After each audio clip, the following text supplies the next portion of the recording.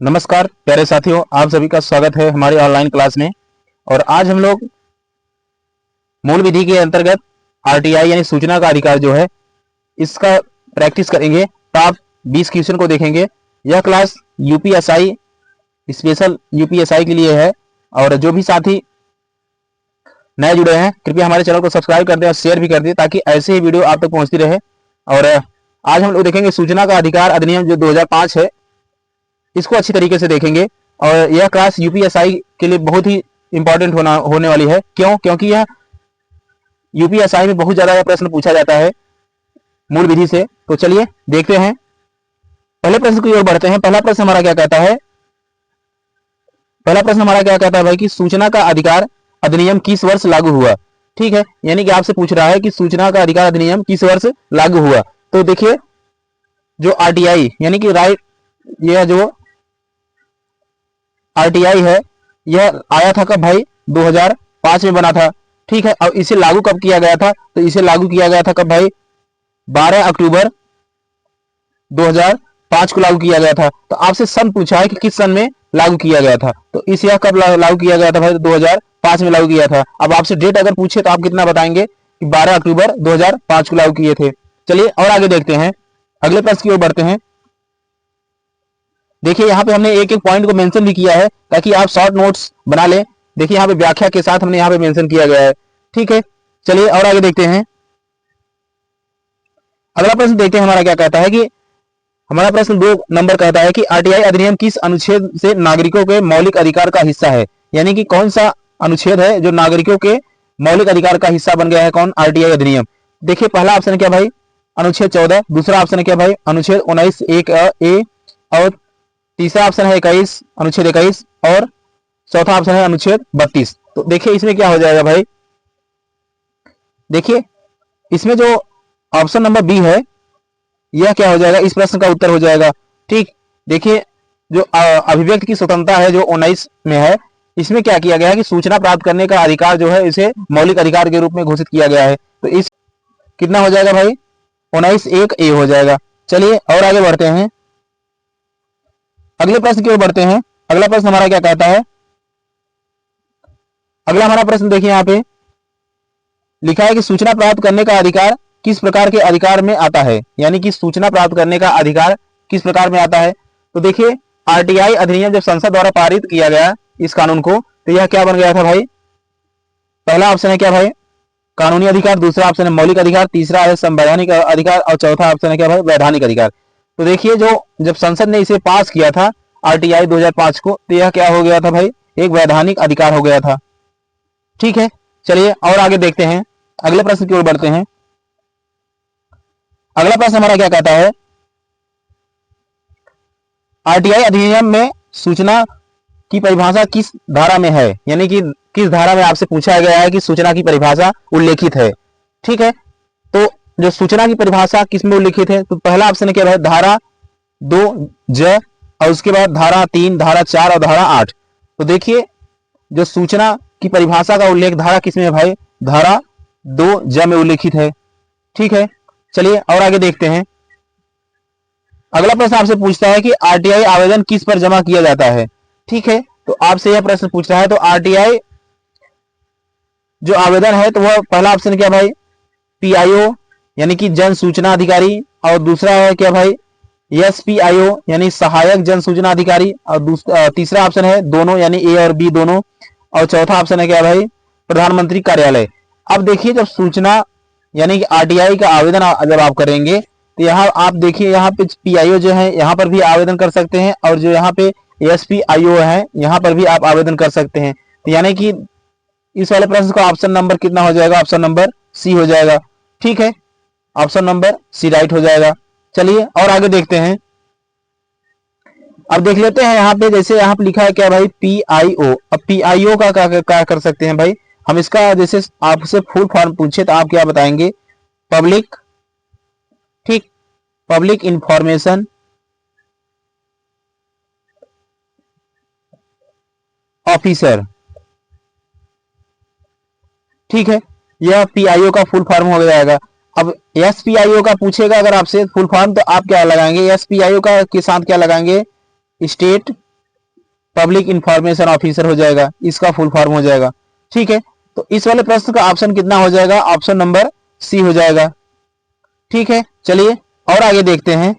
और अगला प्रश्न हमारा क्या कहता है, तो प्रश्न संख्या 6 की ओर बढ़ते हैं। प्रश्न संख्या 6 हमारा क्या कहता है कि पीआईओ को सूचना देने की सामान्य समय सीमा कितनी है। यानी कि पीआईओ जो है, पब्लिक इंफॉर्मेशन ऑफिसर जो है, अगर कोई भी व्यक्ति आरटीआई आवेदन करता है तो उसको सामान्य सीमा कितने दिन के अंदर सूचना देने का उनका हक है। ठीक है, तो देखिए पहला ऑप्शन क्या है 15 दिन, दूसरा ऑप्शन है 30 दिन, तीसरा ऑप्शन है 45 दिन और चौथा ऑप्शन क्या भाई 60 दिन।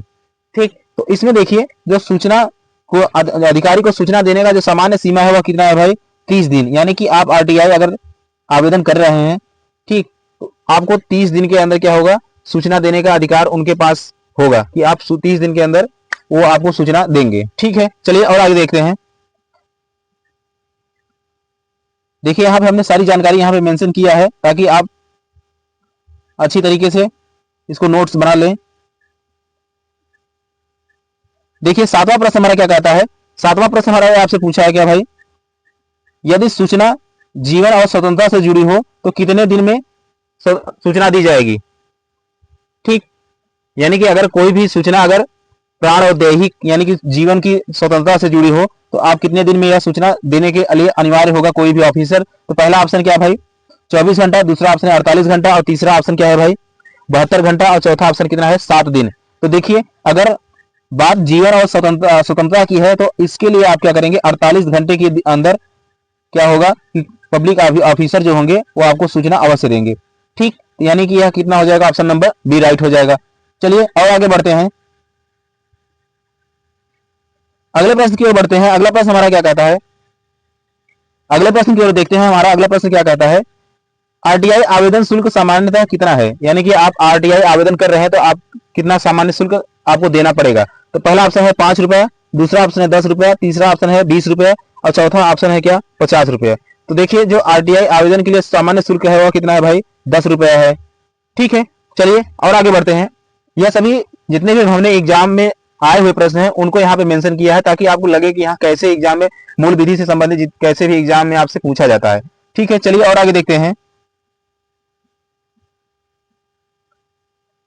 अगला प्रश्न देखते हैं। हमारा 9वां प्रश्न क्या कहता है, 9वां प्रश्न हमारा क्या कहता है कि कौन सा संगठन आरटीआई अधिनियम से मुक्त है। यानी कि कौन सा ऐसा संगठन है जो आरटीआई अधिनियम आपको नहीं देगा, यानी कि आपको वह सूचना नहीं देगा। पहला ऑप्शन क्या भाई केंद्र सरकार, दूसरा क्या है भाई राज्य सरकार, तीसरा क्या है खुफिया एवं सुरक्षा एजेंसी और चौथा ऑप्शन क्या है पंचायती राज संस्थाएं। अब देखिए जैसे इसमें है भाई खुफिया एजेंसी यानी सुरक्षा, जैसे अगर कोई भी खुफिया एजेंसी हो गई, आईबी हो गया, रा हो गया, बीएसएफ हो गया, सीआरपीएफ हो गया, तो आप अगर क्या करेंगे, आप अगर इनसे आरटीआई मांगेंगे यानी कि कहेंगे कि आप अपनी सूचना दीजिए मैं भारत का नागरिक हूं, तो ये लोग क्या करेंगे, ये खुफिया एजेंसी कभी भी आपको सूचना नहीं देंगे। क्यों? क्योंकि यह आरटीआई यानी सूचना के अधिकार में उल्लेखित है कि यह कभी आपको सूचना नहीं देंगे। क्यों? क्योंकि यह खुफिया एजेंसियां हैं। ठीक है, चलिए और आगे देखते हैं। तो इस वाले प्रश्न का ऑप्शन नंबर सी हो जाएगा। और आगे देखते हैं 10 नंबर प्रश्न को देखते हैं कि 10वां प्रश्न हमारा क्या कहता है कि आरटीआई अधिनियम की धारा 8 किससे संबंधित है। ठीक है, यानी कि धारा 8 किससे संबंधित है। तो देखिए पहला ऑप्शन क्या भाई सूचना का अधिकार, दूसरा ऑप्शन क्या भाई अपवाद यानी न देने योग्य सूचना, यानी आप कोई भी सूचना न दे सकते हैं, जैसे अभी हमने खुफिया एजेंसी के बारे में बताया।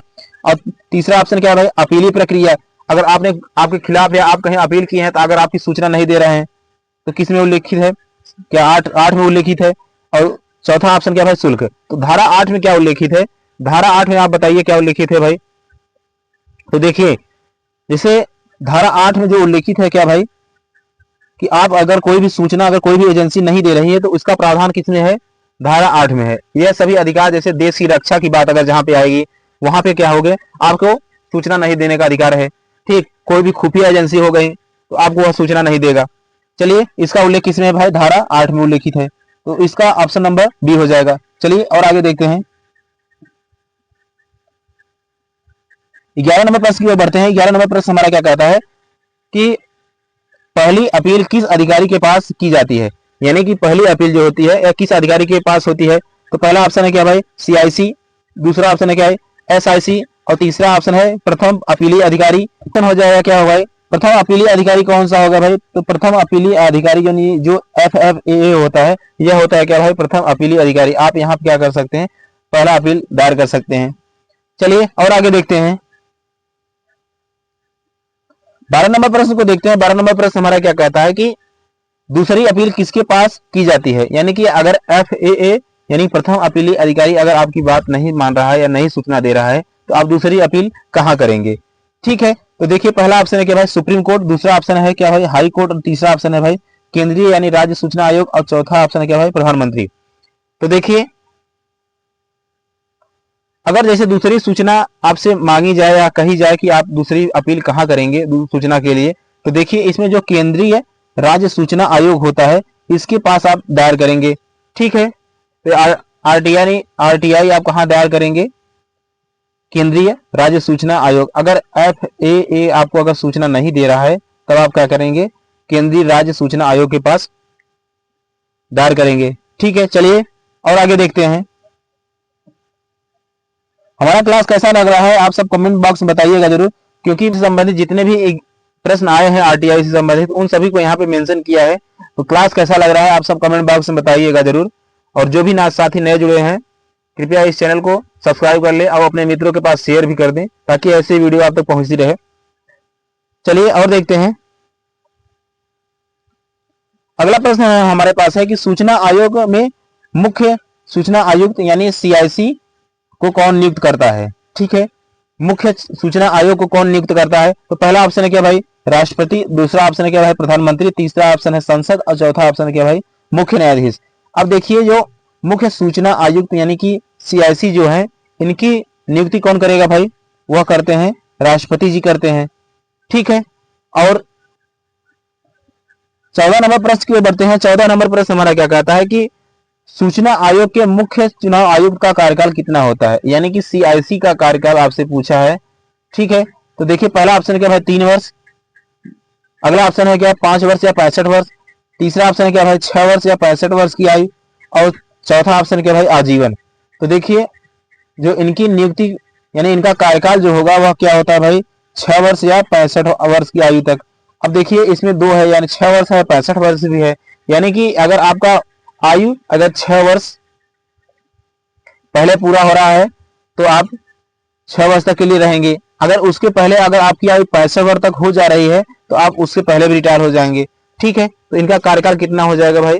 6 वर्ष या 65 वर्ष की आयु तक, यानी कि जो पहले होगा वही मान्य होगा। चलिए और आगे देखते हैं, बढ़ते हैं। अगला प्रश्न हमारा क्या कहता है कि यदि PIO सूचना देने से इनकार करे तो उस पर अधिकतम जुर्माना कितना लगेगा? यानी कि अगर आपको वो सूचना नहीं दे रहा है तो उस पर अधिकतम जुर्माना कितना लग सकता है? तो पहला ऑप्शन है क्या भाई? 10,000। दूसरा ऑप्शन है 25,000। तीसरा ऑप्शन है कितना भाई? 50,000। और चौथा ऑप्शन है कितना भाई? 1,00,000। यह प्रश्न कई बार एग्जाम में पूछा है आपसे, तो काफी इंपॉर्टेंट होने वाला है प्रश्न। ठीक है, अब देखिए यह जो अधिकतम जुर्माना लगता है उन पर कितना लगता है भाई? 25,000 रुपए। ठीक, चलिए और आगे देखते हैं, अगले प्रश्न की ओर बढ़ते हैं। अगला प्रश्न हमारा क्या कहता है? देखिए 16 नंबर प्रश्न हमारा कहता है कि आरटीआई अधिनियम के अंतर्गत कितनी धाराएं हैं? आरटीआई अधिनियम के अंतर्गत कितनी धाराएं हैं? तो देखिए जब आरटीआई अधिनियम बना था तो उस समय देखिए कितनी धाराएं थी, कितनी अध्याय थी, कितनी अनुसूचियां थी। इसी प्रश्न में आप लोग समझ सकते हैं। जैसे जब उस समय आरटीआई अधिनियम बना था तो अध्याय कितना था भाई? अध्याय की संख्या कितनी थी भाई? 6। और आपसे अगर धारा पूछा जाए तो कितने धारा है आरटीआई में? तो यह कितना है भाई? 31। ठीक है, अब आपसे अगर अनुसूची पूछ लिया जाए कि कितनी अनुसूचियां हैं तो बताएंगे कितना भाई? 2 अनुसूची है। ठीक, यह एग्जाम में कई बार पूछा गया कि आप बताइए अध्याय कितना है, धारा कितना है, अनुसूचियां कितनी है भाई? 2 अनुसूचियां हैं। ठीक है, तो इस वाले प्रश्न का आंसर कितना हो जाएगा? आंसर बी हो जाएगा। ठीक है, तो 31 धाराएं मौजूद हैं आरटीआई में। चलिए और आगे बढ़ते हैं, 17 नंबर प्रश्न की ओर देखते हैं कि 17 नंबर प्रश्न हमारा क्या कहता है कि केंद्रीय सूचना आयोग का मुख्यालय कहाँ है?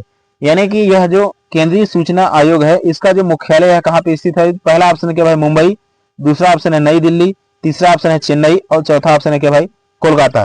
तो देखिए जो केंद्रीय सूचना आयोग है इसका मुख्यालय कहाँ पे उपस्थित है भाई? तो यह नई दिल्ली में उपस्थित है। ठीक है, चलिए और आगे बढ़ते हैं।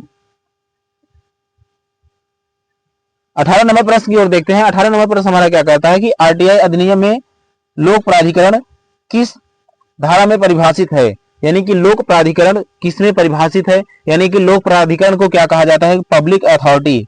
क्या कहा जाता है भाई, पब्लिक अथॉरिटी कहा जाता है। ठीक, तो इसका उल्लेख किस धारा में है, तो भाई पहला ऑप्शन है क्या भाई 2H, तीसरा ऑप्शन है क्या, दूसरा ऑप्शन है क्या भाई धारा 3, और तीसरा ऑप्शन है धारा 5, और चौथा ऑप्शन है क्या भाई धारा 8। तो देखिए, तो लोक प्राधिकरण यानी कि पब्लिक अथॉरिटी का उल्लेख जो है वह किस में है भाई, धारा 2H में उल्लेखन है इसका।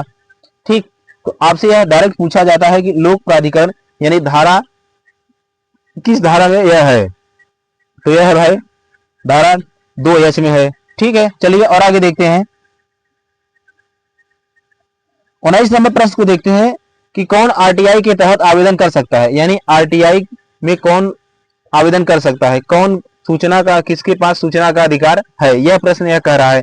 तो पहला ऑप्शन क्या भाई, केवल भारतीय नागरिक को, दूसरा ऑप्शन है क्या भाई विदेशी नागरिक को, तीसरा ऑप्शन क्या भाई प्रवासी भारतीय, और चौथा ऑप्शन क्या भाई केवल सरकारी कर्मचारी को।